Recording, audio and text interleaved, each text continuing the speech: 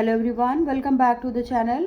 और मैंने इसके पहले लेसन प्लान की बहुत सारी वीडियोस शेयर करी थी, जिसमें कि मैंने पीआरटीज़ के लिए बहुत सारी वीडियोस शेयर करी थी, पीआरटी के लेसन प्लान के लिए, प्राइमरी टीचर्स के लिए। आज मैं जो वीडियो शेयर कर रही हूँ वो है टीजीटी का। टीजीटी वालों के लिए है, ये है लेसन हमारा जो है chapter 7 control and coordination 10th का। तो क्लास 10th का ये लेसन है। तो मैं इसके लिए रिगार्डिंग आपको लेसन प्लान शेयर करती हूँ कि आपको कैसे इस लेसन को पढ़ाना है। ठीक है, तो ये लेसन प्लान आपका खुद का हो सकता है, आप खुद का बना सकते हैं, या फिर आप इस लेसन प्लान से अपनी रेफरेंस के लिए हेल्प ले सकते हैं। तो जैसे यहाँ देख सकते हैं, आपको सबसे पहले जो लेसन प्लान बनाना होता है, सबसे ऊपर में आपको मेंशन करना होता है डेट ऑफ कमिटमेंट। तो आपने जब लेसन को कब शुरू किया, कमिटमेंट की डेट वहाँ आपको लिखनी है। तो ये खाली जगह मैंने छोड़ रखा है, आप इस खाली जगह में अपनी जब भी आपने लेसन को शुरू करने वाले हैं उसकी डेट आपको, क्योंकि आपको लेसन प्लान लेसन शुरू करने से पहले बना लेना है। तो आपको जब लेसन शुरू करना है वो वाली डेट आपको यहाँ पे मेंशन करनी है। फिर आपको मेंशन करना है कि आपको नंबर ऑफ़ पीरियड्स, आपको जो लेसन है उसको फिनिश करने के लिए आपको कितने नंबर ऑफ़ पीरियड्स रिक्वायर्ड है, उसको भी आपको यहाँ पे पहले से लिख देना है। तो जैसे कि ये लेसन है, इस लेसन को कंप्लीट करने के लिए मुझे 10 पीरियड की ज़रूरत होती है, तो मैंने 10 पीरियड्स ऑलरेडी मेंशन कर दिया है। फिर आपको लिखना है कि ये साइंस का चैप्टर है, तो मैंने यहाँ पे साइंस लिखा है। कौन सा चैप्टर है, तो मैंने लिखा चैप्टर नंबर 7 है। फिर चैप्टर का नाम उसके नीचे आपको लिखना है, मैंने लिखा है कंट्रोल एंड कोऑर्डिनेशन। फिर आपको यहाँ पे लिखना है क्लास, जो है ना क्लास, यहाँ पे जो भी क्लास है, ये डेट लिखनी है कि आपके हिसाब से कब तक आप इसको फिनिश कर लेंगी। तो ठीक है, आप अपने हिसाब से एक डेट लिख, हाँ ये डेट लिखने से पहले आपको ये ध्यान रखना है कि आपके बीच में अगर हॉलीडेज़ वगैरह पड़ रहे हैं तो आप उसको भी कैलकुलेट लेते हुए चलिए कि आपका वो जो ऐसा हो कि आपने लेसन शुरू किया उसके बाद हॉलीडेज़ आ गया तो आप इतने डेट तक कभी भी इसको फिनिश नहीं कर पाएंगे। ठीक है, और सपोज़ यहाँ पे हमारे स्कूल में 2 सेक्शन में लेती हूँ, तो ए और बी है, तो ए और बी सेक्शन में आपको दोनों के हिसाब से आपको लेकर चलना है यहाँ पे। ठीक है, अब यहाँ पे आपको गेस्ट ऑफ द लेसन बनानी है, गेस्ट ऑफ द लेसन और यूनिट की बनानी है, यानी कि गेस्ट ऑफ द आपको यहाँ पे सारे चीज़ें मेंशन करनी है कि जैसे कंट्रोल और कोऑर्डिनेशन है उसके सब टॉपिक्स क्या क्या है। तो यहाँ मैंने लिखा है सब टॉपिक्स है एनिमल्स। तो मैंने पहला सब टॉपिक है एनिमल्स है, जिसमें कि नर्वस सिस्टम हम पढ़ेंगे एनिमल्स का। फिर आता है रिफ्लेक्स एक्शन, तो रिफ्लेक्स एक्शन को हम पढ़ेंगे इसमें। और उसके बाद बात आती है ह्यूमन ब्रेन की, तो हमारे टॉपिक वाइज मैंने इसको कवर किया है। तो ह्यूमन ब्रेन है, ये एनसीईआरटी को मैं फॉलो कर रही हूँ, तो एनसीईआरटी के हिसाब से मैंने बनाया हुआ है। ह्यूमन ब्रेन है, न्यूरॉन है, कोऑर्डिनेशन इन प्लांट्स है, फिर इमीडिएट रिस्पॉन्स टू स्टिमुलाई है। ठीक है, movement due to the growth और हार्मोन्स इन एनिमल्स, ये सारे हैं। और फिर एक यहाँ पे डायग्राम मैंने लिया है, ऑनलाइन लेके से पेस्ट किया है यहाँ पे, और इस तरफ भी मैंने लिया है एक डायग्राम ब्रेन की, ह्यूमन ब्रेन की है। ये आप यहाँ पे डाल सकते हैं, यहाँ पे आप कोई पिक्चर पेस्ट कर सकते हैं, जरूरत नहीं कि आपको ड्रॉ करना है, आप ड्रॉ करना चाहे तो कर सकते हैं बिल्कुल, नहीं चाहे तो आप पिक्चर को पेस्ट कर सकते हैं। तो अब यहाँ पे क्या है, आपको लिखना है कि targeted learning outcomes of the lesson unit. तो आपका जो टारगेटेड जो आउटकम है वो क्या निकलेगा, तो at the end of the lesson मैंने लिखा है, at the end of the lesson student will be able to, ऐसा कि हमारे सारे ही लेसन प्लान में हमें इसी तरह से लिखना होता है कि at the end of the lesson student will be able to understand that control and coordination the outcome of the hormones and nervous system. So know your responses of nervous system as reflex action, voluntary action, involuntary action. Functionally understand the chemical coordination is found both in plants and animals. फिर आपको लिखना है draw the structure of neuron, reflex, arc and human brain. Understand that feedback mechanism regulates the action of the hormones.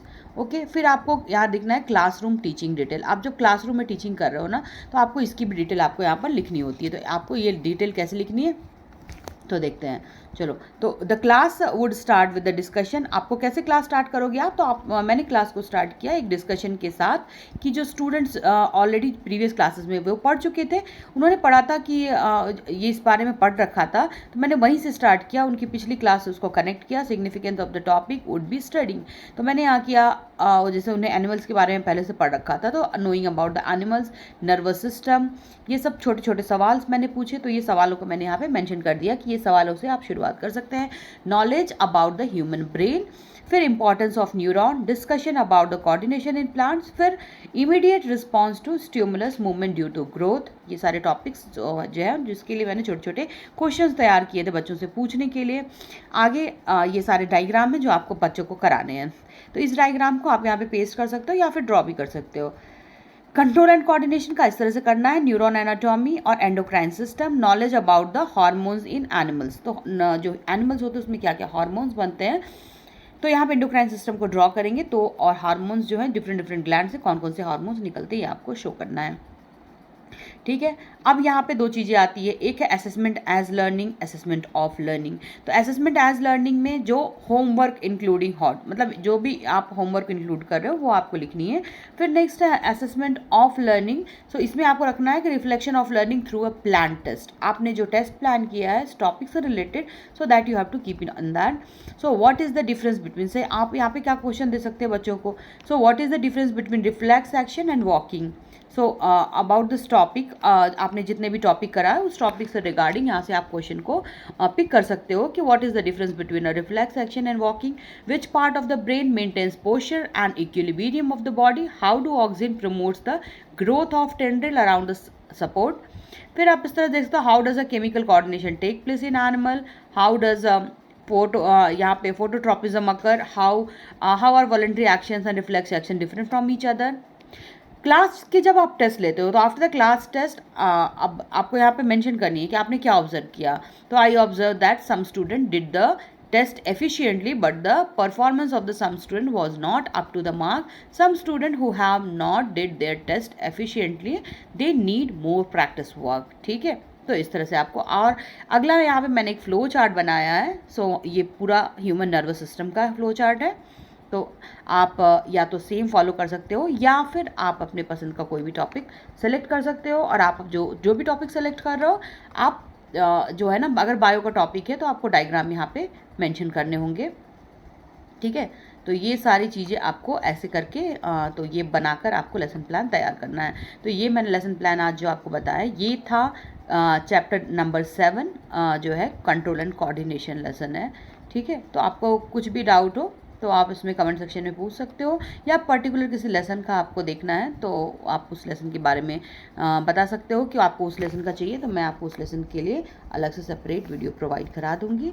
बाकी इसमें आपको एक last में एक ये फ्लो चार्ट मैंने जो दिखाया, मैं इसे जूम करके दिखाती हूँ कि ह्यूमन नर्वस सिस्टम है। मैंने इसमें फ्लो चार्ट जो ड्रॉ किया है ह्यूमन नर्वस सिस्टम, तो इसको बेसिकली 3 पार्ट में मैंने डिवाइड किया कि सेंट्रल नर्वस सिस्टम, पेरिफेरल और यहाँ पे ऑटोनॉमिक नर्वस सिस्टम। ठीक है, ANS, PNS, CNS में फिर क्या है आपको जो CNS है सेंट्रल नर्वस सिस्टम में, उसके 2 पार्ट आते हैं मेन। तो आपके बच्चों को बताना है कि ये आपके 2 पार्ट होते हैं, ब्रेन है और स्पाइनल कॉर्ड है, जो कि सेंट्रल नर्वस सिस्टम के अंदर आता है। और ये जो ब्रेन है इसके 3 अलग हमें टाइप पढ़ने हैं NCERT के थ्रू।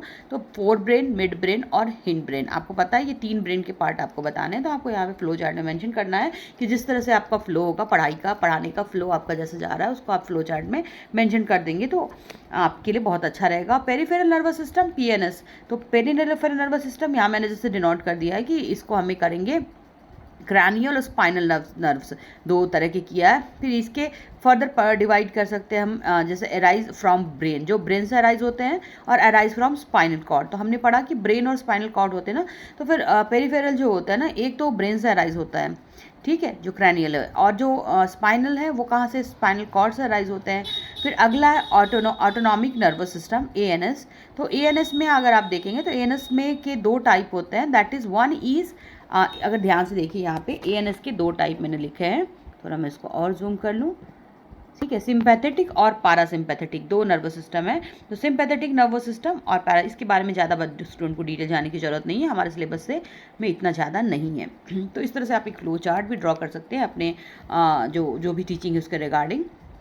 इससे क्या होगा, आपको पढ़ाना आज आसान हो जाएगा, और लेसन प्लान बनाने के लिए आपको बहुत ज़्यादा लिखने की ज़रूरत नहीं है। जो आपका जो पॉइंट वाइज है वही लिखे, और ध्यान रखिए कि आपके जो टॉपिक्स है ना, सबसे पहले कमेंसमेंट होना चाहिए, डेट ऑफ कमेंसमेंट, सब्जेक्ट लिखना है, आपको क्लास लिखनी है सबसे ऊपर में कि आपने कौन सी क्लास और सेक्शन को मेंशन करना है। Then you have to write the number of periods required. ठीक है, जैसे मैंने यहाँ 10 पीरियड्स लिया है, इस लेसन को की जो एक एवरेज जो लेंथ है ना वो 10 पीरियड्स में कवर हो जाएगी। फिर लेसन यूनिट नेम, उसका लेसन का नंबर और उसकी यूनिट का नाम, यानी कि लेसन का नाम क्या है और नंबर क्या है। फिर यहाँ पे एक्सपेक्टेड डेट दिख रही है कंप्लीशन की। अब कंप्लीशन की मैंने बोल दी कि ये डेट आपको मेंशन करनी है। 10 दिनों का 10 पीरियड मतलब लगातार 10 दिन नहीं लिखना आपको, बल्कि आपको ध्यान रखना है कि आपकी डेट बीच में हॉलीडेज़ वगैरह नहीं पड़ रही है, तो ऐसे करके आपको मेंशन करना है। तो ये थी एक lesson plan, control and coordination. If you need any other help you may comment, आप लिख सकते हो, कमेंट कर सकते हो, मैं आपको उसके रिगार्डिंग वीडियोस प्रोवाइड करा दूंगी। मिलते हैं नेक्स्ट वीडियो में। Till then goodbye and take care. Thanks for watching.